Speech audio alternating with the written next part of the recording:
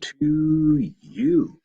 It must be 5 a.m. Eastern Standard Time on this beautiful Thursday, March the 18th, because it's time for another Hardison's tip. I'm your host, Brandon Hardison, and we do this for all of our brothers and sisters that are in the sales vertical, whether it's major account, key account, up and down the street, in home sales, retail, or automotive sales. So you're trying to get ready to have a good Thursday, so let's get right to it. Today, for the people that are in the automotive industry, we want to give you some selling strategies to try for this year. You see, the move toward customer centricity in the automotive industry is already well underway, but there are still plenty of opportunities for continued innovation. For example, enabling and empowering customers to start the buying process online or schedule an in store visit, which can help establish a mutual relationship early in the consumer's journey. Ultimately, it comes down to meeting customers where they are and rather than pushing them to an outcome that you're hoping for, we want to hold their hand and guide them through the process. So when you ask high gain questions to a prospect, you should look to answer some of these key questions. What are they looking for and why?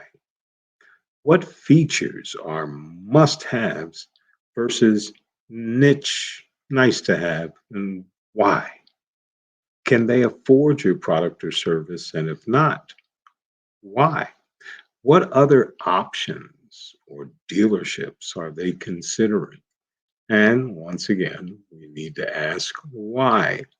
You see, starting to see a pattern deliberately of what I was doing, it's you, the salesperson, that needs to be asking high gain questions so the customer will have an opportunity to analyze, speculate, think about what you just said because they've been to another dealership and they didn't have a professional across from them during this Q&A high gain question needs assessment.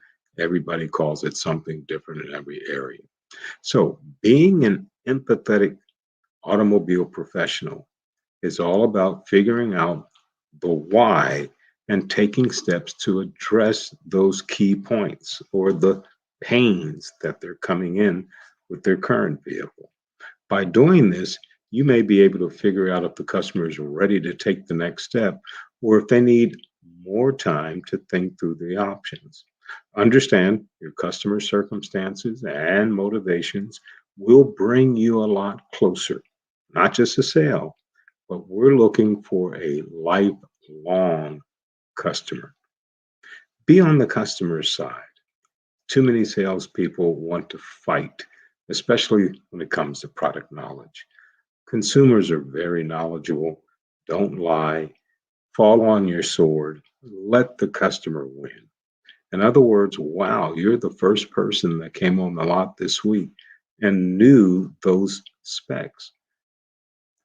Until now, we've largely focused on the car selling strategies that has wide appeal and we can apply it. So it may be useful to offer at least one technique for a specialized case.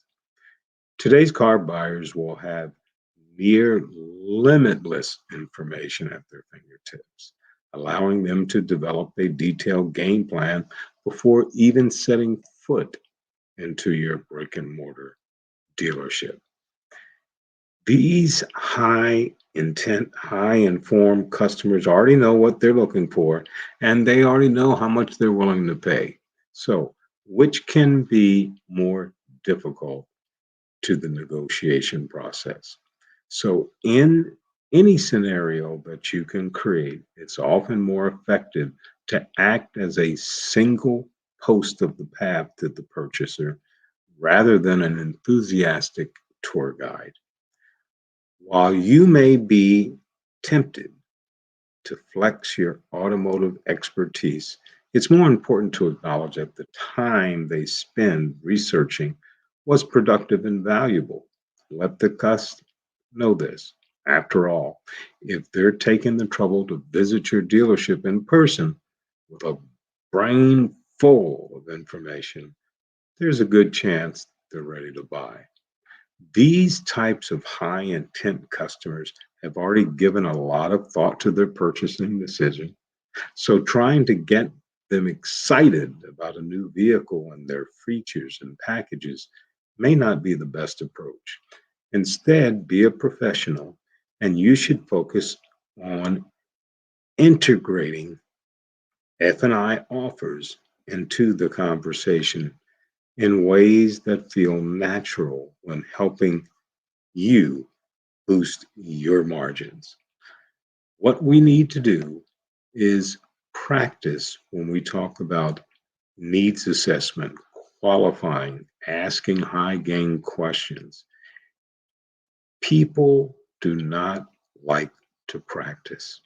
So, in our world of automotive, if you don't practice with another team member at your store, if you don't practice by yourself with a video camera, guess who's going to win when they come to your dealership? The customer, because you're not prepared to play this game. Just from food for thought on this Thursday, the 18th of March. Once again, Brandon Hardison for Hardison's Tips. I hope you got something out of it. I'll see you next time. But as always, in parting, you go out and you make it a champion day.